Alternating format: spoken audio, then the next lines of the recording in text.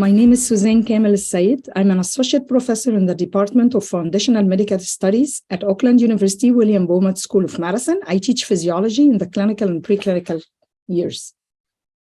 Hi, I'm Sarah Lurchenfeld, and I am also an associate professor. I teach pharmacology in the same department and school as Suzanne.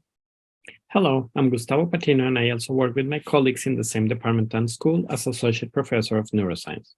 We'll be facilitating a session at the next TBLC annual meeting on accommodation of self-directed learning using TBL. Currently, self-directed learning is seen as any form of learning in which individuals have certain responsibilities.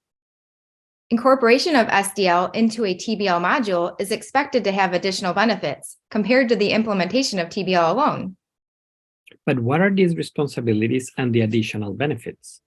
In order to explore the answers by yourselves, register for our workshop that will be held on Monday, March 13 at 10 a.m. We hope to see you then.